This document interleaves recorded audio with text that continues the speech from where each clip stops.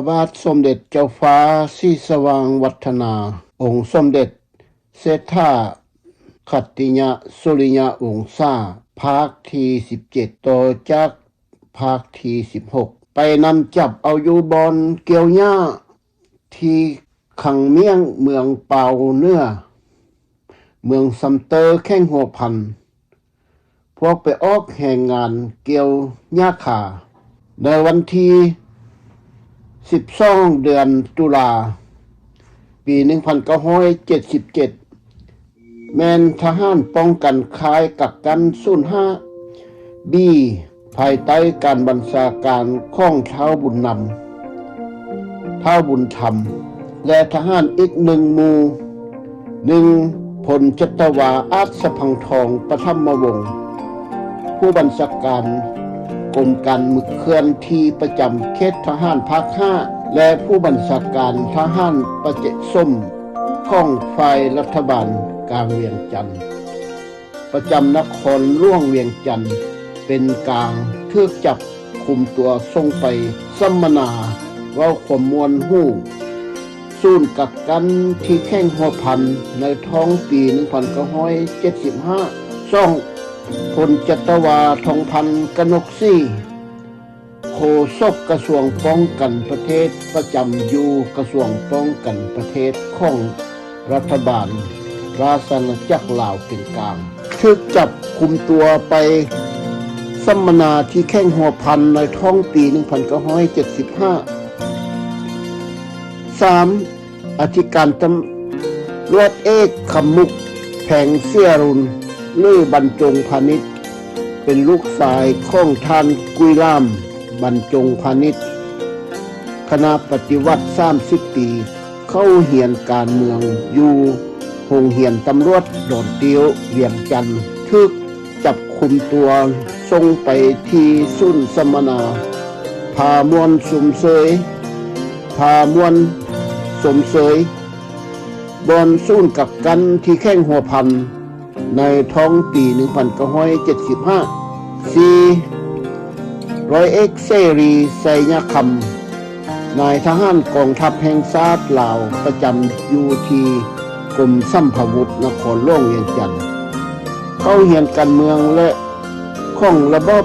ใหม่ให้ใช้ชีวิตสดใสของหนุ่มเยาวชนทหารสับใหม่สายหนุ่มกายจีในโมเวียงจันทน์ถูกจับส่งไปสัมมนาที่แข้งหัวพันในวันที่22เดือนกรกฎาคมปี1975 5. พันตรีศิวิไลนายทหารแนวลาวเข้าสวามิภักดิ์ต่อกองทัพแห่งชาติลาวที่เขตทหารภาค4ถูกส่งเข้าเรียนการเมืองที่โรงเรียนเยาวชนทหารสายหนุ่มคายจีไนโมที่เวียงจันทน์ถูกคุมตัวส่งไปสัมมนาสัมปทุกศูนย์กักกันแข้งหัวพันในวันที่22เดือนกรกฎาคมปี1975ในเมื่อขบวน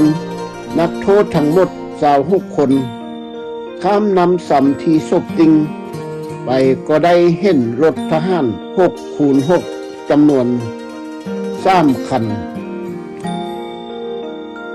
และสารวัตรทหาร 6x6 หมายความว่ารถ6 ล้อขอโทษนายทหารจำนวน2 หมู่มารอรับอยู่ที่นั้นแล้วเข้าจัดคนโทษขึ้นรถแล้วก็มัดติดกับรถโดยสายเหล็กหมดคนโทษมัดคนโทษแล้วเคลื่อนที่ออกไปในเวลาประมาณ 17 โมงแรงของวันเดียวกันนั้นไปพักกินแรงอยู่ที่เมืองซุยเวลา 23 โมงของค่ำคืนที่มืดมัวที่แสงแมงหิ่งห้อยกับเสียงเคียดห้องตามป่าออกเดินทางต่อไปวันที่13เดือนตุลาปี1977เวลา 3 โมงเช้าอย่างเงียบๆสงัด ขบวนรถถึงบ้านศพเฮาเวลา 18 โมงแล้วข้ามนำมาไปฝั่งซ้ายย่างตามถนนเลขที่ 66 ลงไป5บ้านนากาไตแมนสารวัตรทหารและกองร้อนกาแซงศพเฮาเป็นกำลังป้องกัน ตอนนี้ข้าพเจ้าคิดว่าเขาจะเอาไปยิงเป้าอยู่บอนได้บอนหนึ่งในเวลากำลังย่างรอเรียบน้ำมากำซ้ายตั้งแต่มือทึกจับวันที่12 เดือนตุลาปี 1977 นั้นถึงวันที่14 เดือนตุลาปี 1977 ความทุกข์ทรมานที่สุดและพวกเขาคือพวกแนวราวอิสระผู้แก้แค้นการเมืองไฟกลางเวียงจันทร์ผู้ควบคุมเสลยศึกนักโทษการเมืองแก้แค้นนี้บ่ให้กินข้าวเลยเพื่อการทดลองกับการใส่โทษฮอดบ้านนากาไตหรือบ้านผลใส่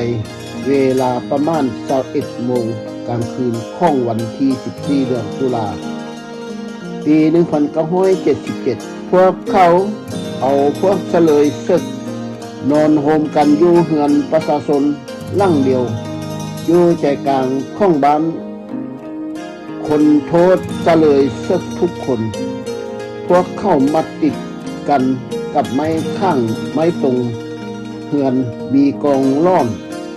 ผัดเปลี่ยนกันยามตลอดวันตลอดคืนบ่ให้ไปใส่ได้เลยพวกเขาเฮ็ดกับพวกเสลยศึกอย่างบ่ปณี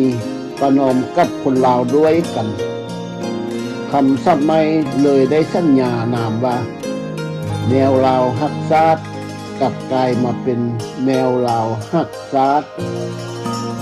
สลายซาดนับตั้งแต่วันที่ 14 เดือนตุลาปี 1977 เป็นต้นมาต่อมาในวันที่ 14 เดือนตุลา 1977ก่อนให้กินข้าวนายอินปัญญาสาธิตนายทหารแนวราวเก่าได้สั้นนายพันบ่ทราบหน้าที่การได้ขึ้นไปโอหลุมครับไล่บัญหาหอบดำเป็นคำโฆษณาสนเสื้อเบื่อเมาแบบเก่าๆเกี่ยวกับการต่อสู้ของฝ่ายแนวลาวอิสระผู้เกี่ยวประจำการอยู่กองพันที่ที่ทงให้หินสมัยโฮมลาวครั้งที่1ปี 1957 1958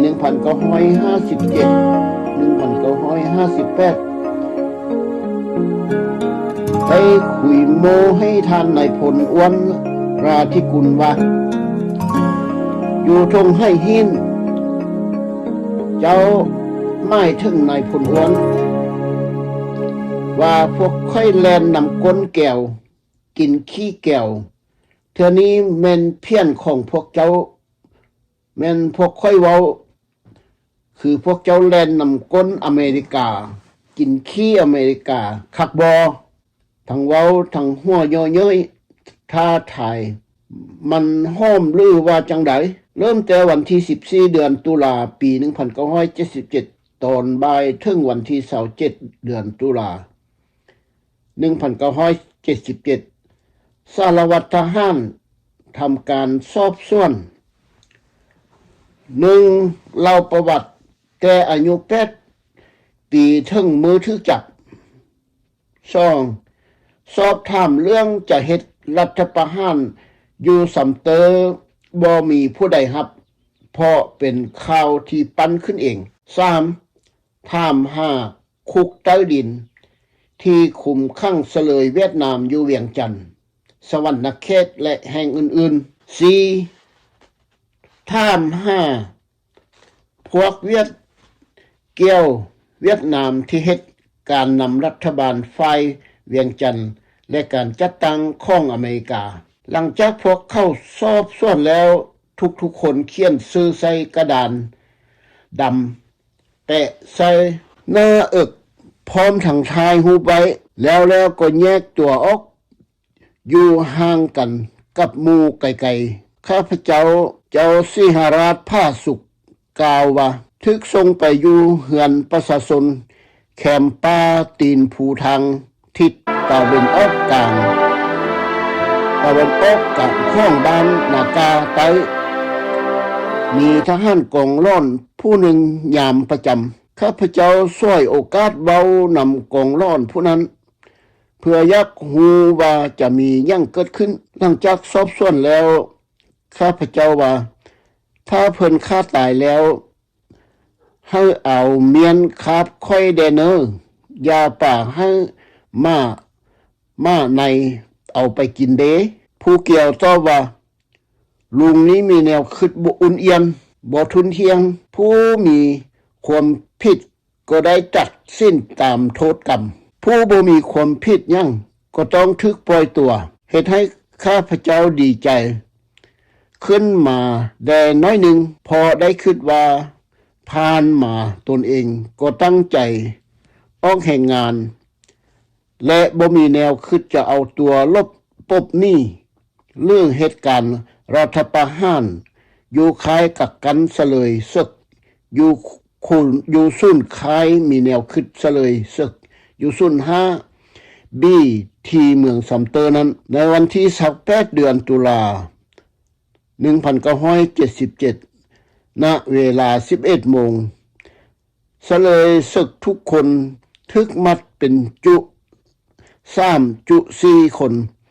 เคลื่อนจากบ้านนากาไตไปเข้าคุกศูนย์หนึ่งนี้อยู่บริเวณจุดพิกัดซึ่งพวกเข้า5ก็สร้างอย่างบ่ทันแล้วมีเฮือนคุก3หลังเฮือนนอนทหารป้องกันบ่ทันมีหัวไม้ปลายแหลมล้อมเถื่อพวกเข้าเอาประชาชนบ้านนากามาเฮ็ดอาทิตย์หนึ่งจึงแล้วที่ตั้งคายคุกกักกันศูนย์หนึ่งคายคุกกันกักกันศูนย์หนึ่งนี้ตั้งอยู่ลุบภูเขาน้อยแห่งหนึ่งบริเวณจุดพิกัดเส้นและเส้นนอนเส้นตังและเส้นนอนมีห้องน้ำผ่านกลางคายและไล่ลงไปตกใส่ห้วยน้อยห้วยหนึ่งอยู่เนื้อบ้านนากากำเนื้อบริเวณคล้ายคุกสุดหนึ่งมีปงน้ำเข็มพวกบวกตมสัตว์ตาเคยลงมาลิ้นมากินทาดเกลือเอื้อดในเวลากลางคืนทั้งหมดบริเวณมีความกว้างประมาณ255-300 เมตรยาวประมาณ500 เมตรไก่จากบ้านศพหาวทางทิศตะวันออกประมาณ 1,500 เมตรทางนกบินและไก่จากบ้านนากาเนื้อประมาณ500 เมตรทางนกบินบริเวณคล้ายคุกกักกันชุดหนึ่งนี้แบ่งออกเป็น3ภาคส่วนดังต่อไปนี้ภาคส่วนที่1แม่นให้มันก่อข้องประชาชนตั้งอยู่ทางทิศตะวันออกกว้างประมาณ70 เมตรและยาวประมาณ200 เมตรในปี1977แม่นประชาชนเฮ็ดแต่บอกให้ประชาชนมาเก็บเกี่ยวพอได้ตั้งคุกเสลยศึกศูนย์กักกันศูนย์หนึ่งใส่แล้วปี1978 1979เฮ็ดให้เข้ามันก่อเอาคนโทษ5 คนเฮ็ดเข้าและให้มันก่อเอาคนโทษ5 คนเฮ็ดตอนพักพร 11:30 นาทีถึง 13:30 นาทีเอาพระเจ้าแผ่นดินสีสว่างวัฒนาและองค์มงกุฎราชกุมารไปเสียหน้าลบหน้าภาคส่วนที่2แม่นเหือนของคณะรับผิดชอบคล้ายกับกันคุกศูนย์ตั้งอยู่ทิศใต้และทิศตะวันตกมีเงินพักครอบครัวเงินนอนทหารสร้างเข้าเหือนครัวและ ฮือนสโมสรภาคส่วนที่3แม่นคายคุกกักกันแบ่งเป็น2คายคุกคือคายคุก A และคายคุก B คายคุก A และคายคุก B คายคุก A กว้างประมาณ25เมตรและยาวประมาณ70เมตรมีเฮือนคุก2หลังเฮือนคุกเบอร์1และเฮือนคุกเบอร์2และเฮือนครัวกิน1หลังล้อมด้วยหัวไม้แหลมปลายออกอ้อมจอดจงประตูออก1ปองเฮือนคุกเบอร์1กว้างประมาณ500คูณ800คูณ2,100เมตรมุงด้วยหน้าคาแอม3ชั้นทางกลางแม่นไม้จิงเลียนคลำทางนอกและทางในแม่นซ่านฝ้าไม้เฮียหลาย3ถึงเพดานแม่นไม้ปงเลียนลำเสาเหล็กบูรองหัดแนบ2ฝากข้างเฮ็ดหานนอนกว้างประมาณ210เมตรและสูงจากพื้นดิน150เมตรทางกลางจงทางเที่ยวกว้าง80เมตรมีประตูปงเดี่ยวกว้าง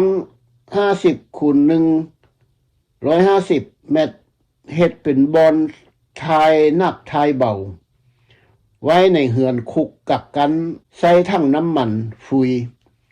ตัดครึ่งเป็นบอนทายแต่ละมือในตอนเช้าใส่2คนห้ามออกไปทอกใส่คุ้มเก็บเมียนเป็นฝุ่นใส่เครื่องปลูกส่วนผักเฮือนคุกเบอร์2กว้าง11คูณ210สร้างแบบเดียวแต่ทางนอกฝ้าจับเหล็กกระโมอ้อมหอบเฮือนคุกเฮือนครัวกินกว้าง20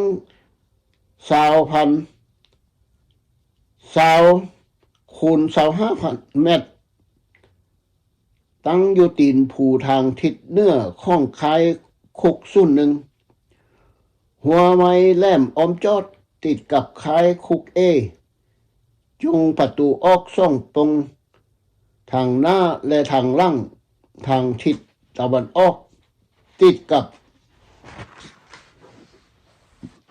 ให้มันโกทางทิศตะวันออกเฉียงใต้ติดกับคายคุก A ทิศใต้ติดกับเฮือนยามทิศตะวันตกเฉียงใต้แม่นเฮือนนอนทหารในบริเวณคายคุก B มีเฮือน2หลังเฮือนคุก B เฮือนคุกเบอร์3กว้าง5คูณ8คูณ210เมตรลักษณะปลูกสร้างแบบเดียวกันกับคุกเบอร์1และเบอร์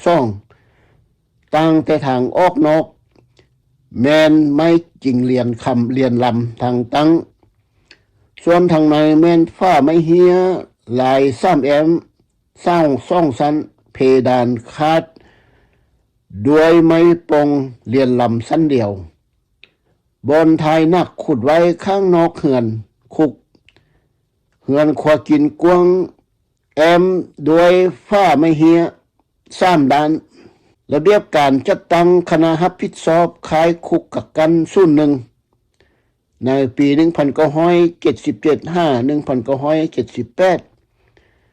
1รับผิดชอบรวมร้อยตีเท้ามิตรเท้านินบ่มีนามสกุลตายปี1980 2รับผิดชอบการเมืองร้อยตีแพงใสบ่มีนามสกุล 3รับผิดชอบการทหารนายทองซี่บ่มีนามสกุล 4ห้องการทหารนายนูใสบ่มีนามสกุล 5แผนกสื่อสารนายนูทองบ่มีนามสกุล 6กำลังป้องกัน2หมู่ประมาณ20คน 7อาวุธเบ42กระบอก ปืนกลเบา2กระบอก8อาวุธเบ41 1กระบอกปืนอากาครบมือเฮือนที่มีอยู่ในค่ายคุกสุดหนึ่งมี1เฮือนครอบครัว100ตีเท่านินเป็นเฮือนฮานตั้งอยู่แคมป์ห้องน้ำเกากับประตูออกขายคุกศูนย์เบอร์2เฮือนครอบครัว100ตีแพงใสเป็นเฮือนสูดินเฮ็ดห้านนอนตั้งอยู่ทางทิศใต้แปะขายคุก3เฮือนนอนทหารป้องกันตั้งอยู่ทางทิศใต้ขายคุกศูนย์4เฮือนห้องการเป็นเฮือนสูดินใช้เป็นบอนรวมประชุมห้องการและห้องสื่อสั้นตั้งอยู่ทางทิศใต้คล้ายคุกกักกันศูนย์5สร้างเก็บเครื่องต่างๆ6เฮือนครัวสำนักและสร้างเข้าลั่งเดียวกัน7ห้อยามป้อมยามข้องทหารป้องกันศูนย์กักกันภาคส่วนนี้ตั้งอยู่ทางทิศใต้คล้ายคุกศูนย์และอีกภาคส่วนที่2ตั้งอยู่ตีนภูแคมห้องน้ำมี8เฮือนห้องการคณะรับผิดชอบรวม9เฮือนนอนทหารป้องกัน10เฮือนครัวทหารป้องกัน11ห้อยามป้อมยามตั้งอยู่หน้าคายคุกและ B การซับซ้อนขนโทษก็คายคุกมีเฮือนคุก2หลังเบอร์1และเบอร์2ก็1เฮือนคุกเบอร์1เป็นเฮือนระเบียบหลักกว้าง5x8x210 เมตรมี1พระนาทานพญาเพ็งพงสวรรค์2พระนาทานพญาตูบีลีฟุง3พลโทบุญปอนมาร์คเทพลักษณ์4พลตรีภาสุขซ้อราชภักดิ์5พลจัตวาอาจสพังทองปฐมวงศ์6พลจัตวาเจ้าสิ้นไสสนะ7พันตรีศิวิไลบ่มีนามสกุลทหารแนวลาวอิสระเข้าสวามิภักดิ์กลางปี1978พญาตูบีลีฟุ่งเกิดเสียจิตเสียใจเป็นบ้าจมว่าไปโลเลหลายอย่างที่จะกล่าวว่าย้อน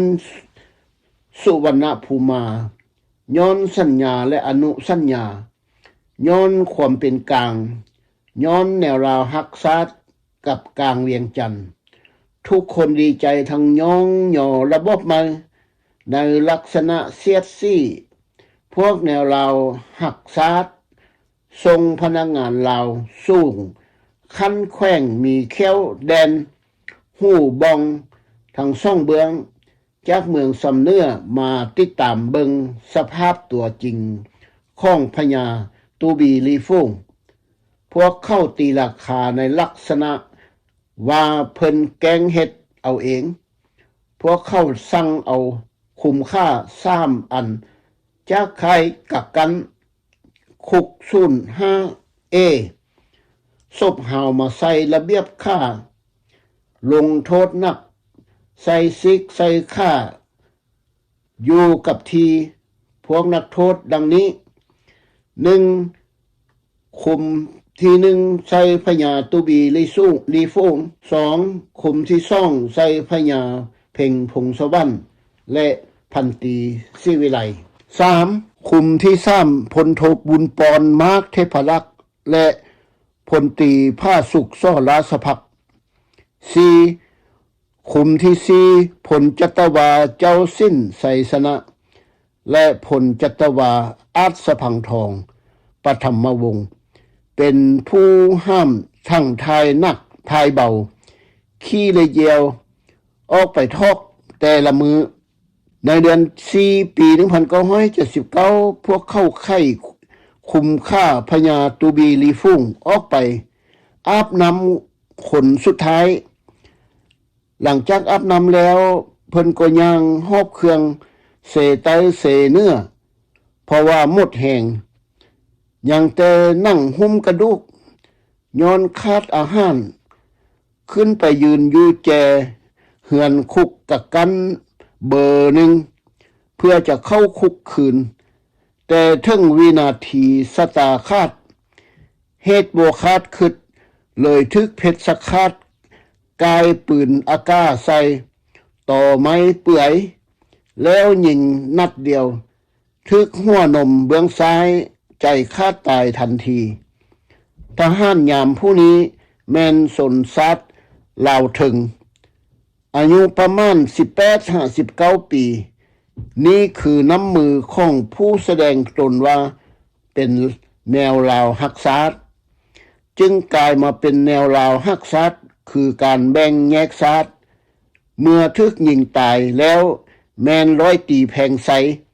บ่มีนามสกุลเป็นคณะรับผิดชอบด้านการเมืองคล้ายคุกกักกันสู้หนึ่งมายืนติดตามเหตุการณ์อย่างใกล้ชิดแล้วบงการให้บ่าวภูมีบ่าวทองและบ่าวพิมพาบ่มีนามสกุล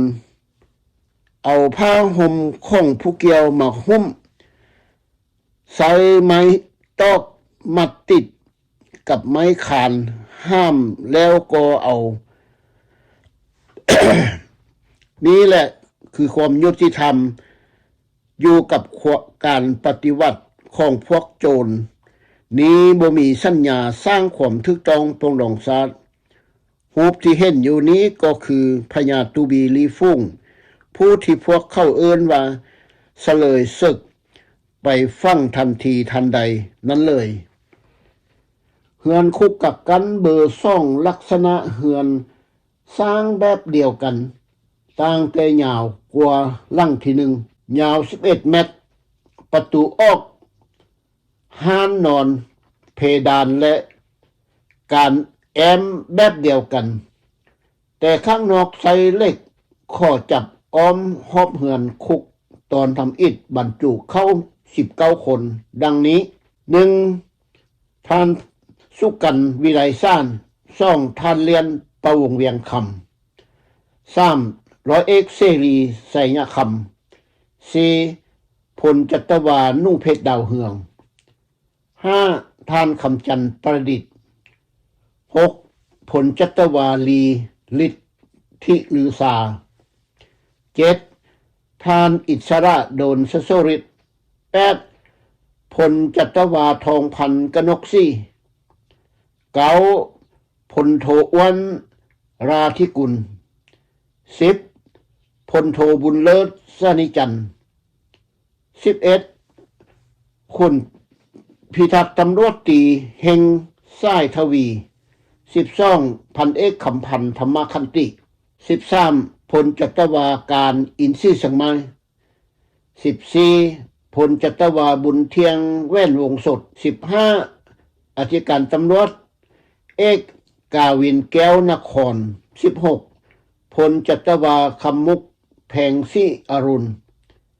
17พลจัตวารัตนบัลลังก์จุลมนตรี18พลจัตวาบุญจันทร์สวัสดิ์ไพพาน19พันเอกอำคาคันทมีไสนับตั้งแต่มือทึกจับจนถึงวันที่9 เดือนพฤศจิกาพฤศจิกา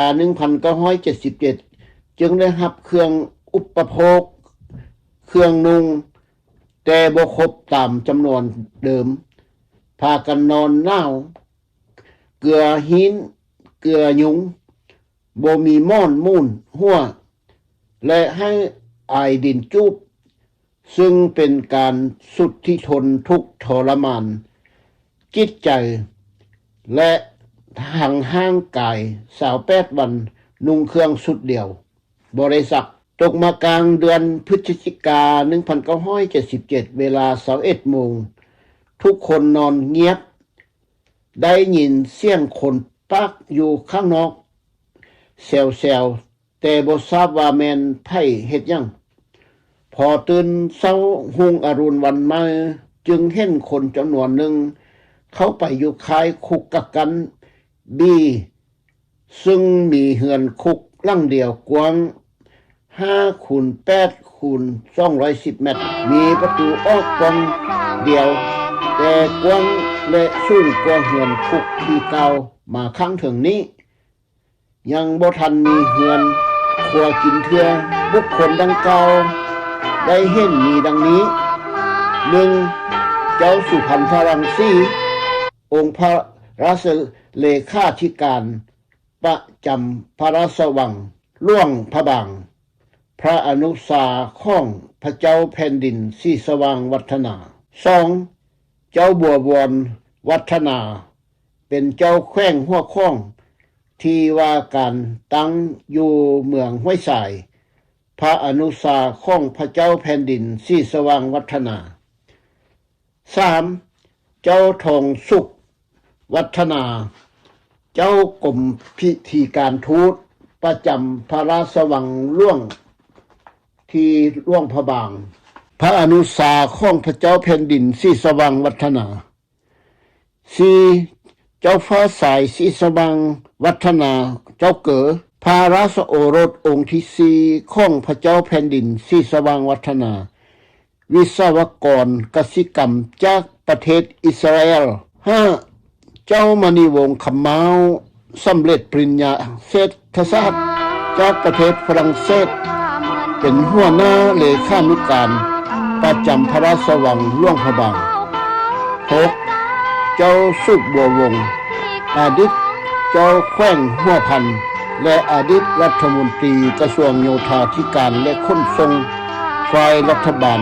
ราชอาณาจักรลาว 7. พันบงสุวรรณวงศ์อดีตประธานสภาห่างกฎหมายรัฐธรรมนูญในปี 1947 อดีตผู้แทนราษฎรแข้งเวียงจันทน์และหัวหน้าพรรคลาวร่วมสัมพันธ์มีลูกชายชื่อบุตรสบงสุวรรณวงศ์เป็นหัวหน้าธนาคารแห่งชาติของรัฐบาลสาธารณรัฐ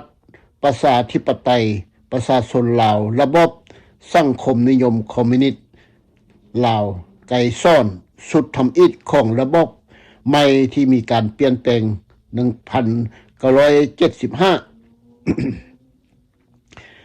8. ท่านฤทธิ์ลือนามมาจากคุณพิทักษ์ตำรวจเอกอดีตอธิบดีกรมตำรวจแห่งพระราชอาณาจักรลาวเป็นกลางออกบำนาญทำงานอยู่สภากาชาดลาวที่นครหลวงเวียงจันทน์เก้าบ่าวภูมิพันวงศาจ่าตำรวจโทคนไตสำเนื้อ10บ่าวทองบ่มีนามสกุลจ่าตำรวจตีคนไตลาวสำเนื้อ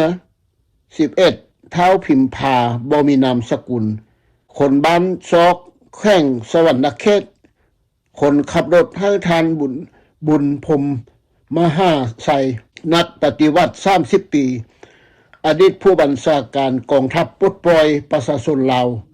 แนวลาวอิสระส่วนนายพลจัตวาลำเงินพระสวัสดิ์ออกบำนาญซึ่งทึกมาในขบวนเดียวกันนี้ได้เสียชีวิตอยู่ถ้ำเมืองเลียด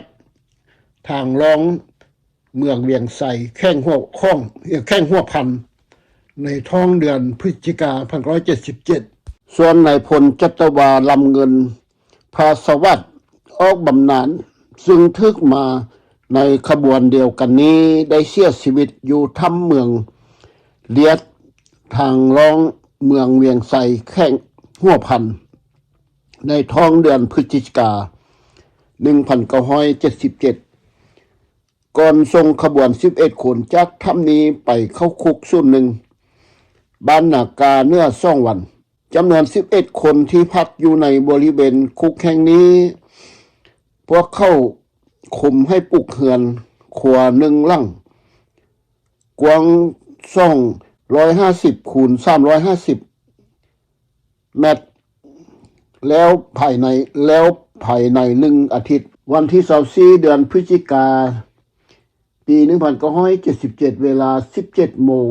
คณะค้ายกักกันได้สั่งการให้พวก11 คนย้ายเข้าไปอยู่นำพวก19 คนที่เฮือนคุกเบอร์2ของค่ายคุก A ในคืนวันที่24เดือนพฤศจิกาปี1977เวลา2 โมงได้ยินเสียงคนปากเว้ากันเป็นวุ่นๆอยู่หน้าค่ายคุกกักกัน A และ B แต่บ่ทราบว่าแม่นไผเฮ็ดหยังได้แต่รอฟังเสียงเข้ามาจะมาเคาะประตูห้องเอาผู้ใดผู้หนึ่งออกไปประมาณ1 ชั่วโมงเสียงคนก็เงียบไปตื่นนอนเช้าอรุณวันมาเวลา 7 โมงเช้าทุกคนก็สนใจแม่นพวกเข้าเอาไพ่มาจึงพากันซองตามปองฟ้าเบิ่งไปเบิ่งมาทางค่ายคุกบีจึงเห็นองค์พระมเหสีเจ้าคำพุ้ยเห็นองค์มงกุฎราชกุมารและพระเจ้าแผ่นดินองค์สมเด็จเจ้าฟ้าศรีสว่างวัฒนาออกมายืนอยู่ต่อหน้าเฮือนคุกเบอร์3ทุกคนเห็นก็ตกสะเงอเจ้าเกอเจ้าศรีสว่างวัฒนาราชโอรสองค์ที่4จมวะ 7-8 เดือนแล้วตั้งแต่ได้พัดพากจากกันเวลานี้องค์มงกุฎก็จงนวดยาวคือพระฤาษี พลจัตวาบุญจันทร์สวัสดิ์ไพพานว่าพวกเข้าจับพระองค์มาไว้เมืองเวียงไสตั้งแต่ปี1976พุ่นแล้วค่ายคุกกักกันเบอร์บี้เฮือนคุกเบอร์1พระเจ้าแผ่นดินศรีสว่างวัฒนาคือองค์สมเด็จเจ้าฟ้าศรีสว่างวัฒนาองค์พระเศรษฐาขัตติยะสุริยะวงศ์2องค์อัครมเหสีคำพุ้ยวัฒนา3องค์มงกุฎราชกุมารเจ้าฟ้าสายวงศ์สว่างวัฒนาทางศูนย์กลางพรรคประชาชนปฏิวัติลาวมีแผนการไว้มานานแล้วที่จะเอาครอบครัวราชวงศ์ล้านสร้างห่มข้าวและบรรดาขุนพลตลอดฮอดเสนาอามาตย์ไปทนทุกข์ทรมานให้ตายอยู่ค่ายคุกกักกัน01นี้ท่านนายพลทองพันธ์กนกศรีโฆษกกระทรวงป้องกันประเทศกล่าวจมแต่พวกการเมืองพากันเชื่อแต่ว่าเจ้าสุวรรณภูมิมาเป็นเจ้าการที่หลายๆคนได้รับรู้เห็นนำกันว่าไผบ่มักสันติภาพให้นี่ผู้ใดอยู่ให้หากินนี้คือความจริงอย่างเด่นชัดท่านนายพลทองพันธ์กนกศรีเว้าว่าการวางยาปรับพยาธิปัวเอาคนอยู่คล้ายกับกัน01นี้เว้ารวมในสภาพเนี่ยคิดมีความหวังจึงจะต้องตั้งอกตั้งใจออกแห่งงานหนักเอาเบาสู้บ่ได้จมว่าและบ่มีความย่อท้อแท้งอแงขอนแขนซุ่มทุกแนวคิดเหือแห่งสติปัญญามันสมองด้วยความอดกั้นทนสู้ผ่านพาทุกข้อยุ่งยากปราศจากแนวคิดต่อต้านพรรคและรัฐและแนวคิดที่จะเอาตัวลบหนี้ที่ได้คาดคิดไว้ในท้องปี1976ว่าบ่โดนอาจจะแม่นปี1980จะได้กับตาวกาวได้กับลาวกาวตาวคืน5ครอบครัวเลยกลับกลายมาเป็นแนวคิดหมดความหวังที่จะได้มีชีวิตกลับคืนเห็นโลกกว้างเพราะในข่าวทุกทรมานอยู่สู้กับกันซะเลยเสื้อการเมืองแก้แค้นเมืองแอดมีเสลยศึกน้ำบาดได้เตือนพวกเสลยศึกด้วยความหวังดีว่าอย่าให้ถูกจับ เข้าคุกซบหาวจะเอาชีวิตรอดยากที่สุดความกระวนกระวายในจิตใจของคนนักโทษทุกคนได้คิดสูงขึ้นความดันสูงขึ้นด้วยความดันอันเจ็บเก้าเมาหัวคือจะแตกเพื่อห้าทางแก้ไขจะเหตุแนวได้จึงจะเอาชีวิตรอดได้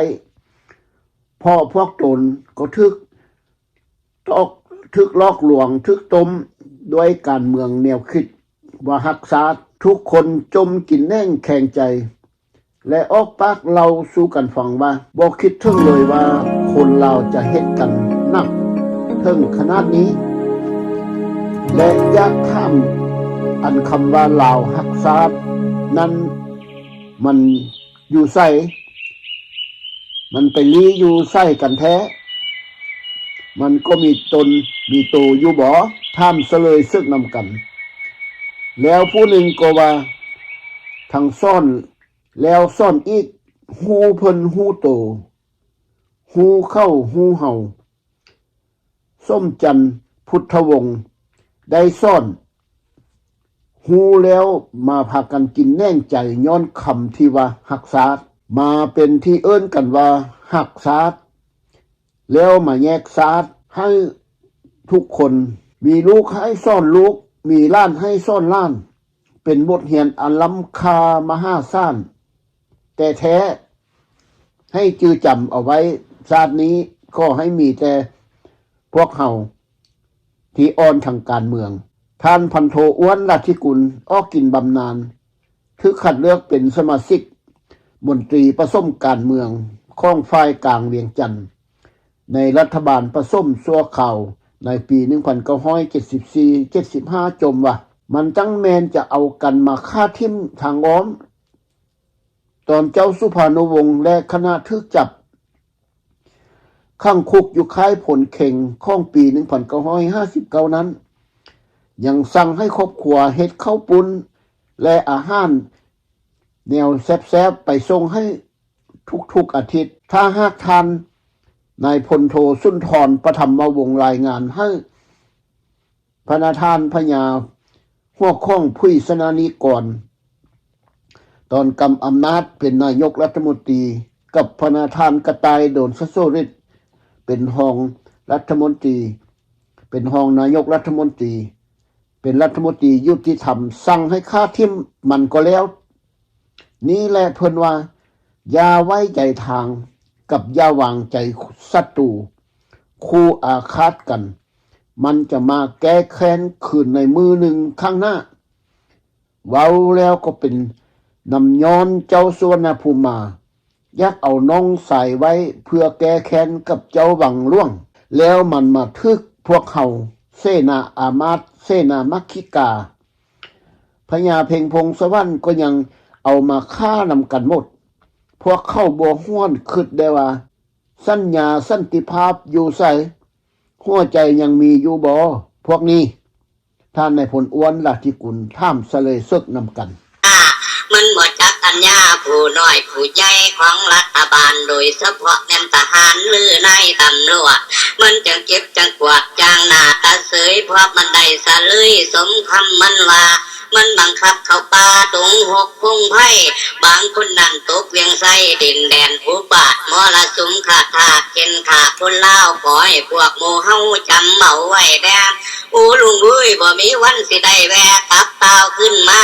ไปตกก็ต้องสิ้นสิว่าตามคำบอกไว้คือนรกคุมใหญ่โลหะคุมพี่จำไว้ให้ดีหมอลำสิบอกพวกเราแดงปอกหลอกจากเนื้อเถือหนังเฮ็ดไปตามลำพังของความบาปวังบ่ได้โศกในวังว่าไปสิตายมันบังคับได้หลายปัดว่าพันลำเลิศว่ามันนั่นประเสริฐก้าวหน้าถึงท้องการปกครองมีแต่มันสลาดรักที่แท้มันเป็นเมือง ขาธาตุใส่ช่วยให้แก้วความปวดเดือดเป็นเปลวตลอดเนื้อและไตให้พิบัติอย่างใหญ่ในยุคประวัติการโอ้ลุงอุ้ยที่เขาทรมานคนเล่าขังไพ่บ่ว่านายหรือไพ่เขาว่าปฏิการว่าหากเป็นคนพานคุณศึกยิ่งใหญ่มันนั้นบังคับให้เฮ็ดเวียกสรรพสิ่งหน้าบางคนนั้นอานาถาตายอึดตายยากตายเพราะความทุกข์ยากอึดเขาอึดป่าตายยันบ่มียาเก็บเป็นไข้ป่วยบางคนนั้นเป็นรอยอ่อนเปียเพียกขาเป็นนาเวทนาวินกำนัวพวกเราแดงคือจังเพชรสักขาดตัวใหญ่อาธรรมมันโมโหเว้นกรรมในธรรมพาสูตรจักหน่อยดื้อเว้นกรรมสีน้ำดูดเมื่อเสื้อเมื่อสายเขาสิพากันตายคือก่อนกังให้ปัสสุนเบาภัยบ่ปรารถนามีแต่ความสงกาละบ่เป็นตายโย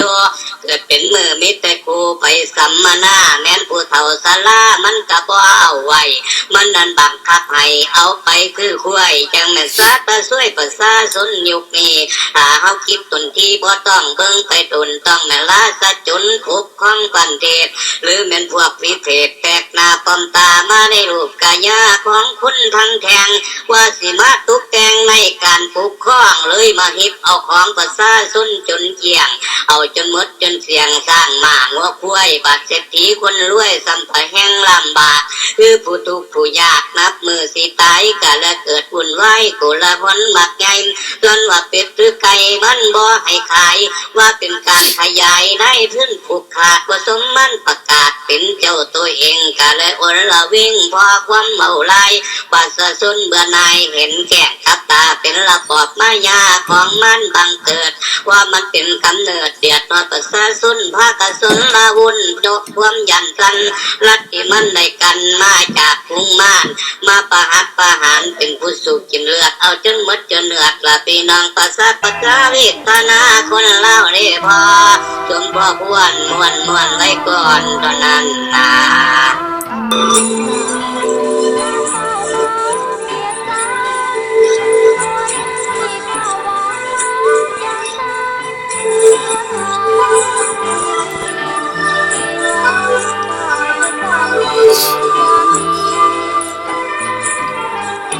จากบ้านมาไกลหัวใจอาวรจากไปเหมือนนกจากหอนยังยาวอ่อนอะไรกว่าก็เคยลืมไหลจากไปอยู่สุดขอบฟ้ายังคอยนับวันเวลายังวนมาด้วยความห่วงใยนี่จากพวกมารผู้คานพื้นดินผู้สาแก้วที่มินเอาพื้นดินล้านสร้างไปหาทั้งเว้นและคืนนายถึงขุดค้นทำลายเอาเกลเข้ามาเป็นนายเรากลายเป็นคนซ้ำซ้อนเอกราชประชาธิปไตยดังว่าล่อลวงมารยาเพียงมาแต่บ่สนองขายพื้นแผ่นดินให้กับจีนเอาไปครอบครองนี่หรือผู้นำใส่ซองหวังปองแต่ความหังมีบังคับเก็บเกณฑ์แต่คนยากคนจนเฮ็ดนาอยู่ถึงหลังคนมาดนได้หลายสิบปีทั่วแขนสาขาพัฒนายาบ้ายาอีเมื่อเมาคนเล่าเต็มที่เล่าจึงมีแต่ความยากจน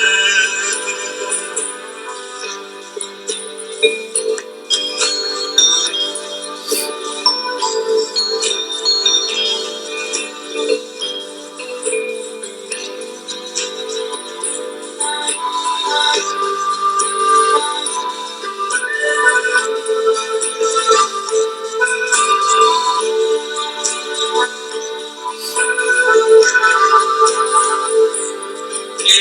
กราชประชาธิปไตยดังว่าล่อลวงมารยาเพียงมาแต่บ่ส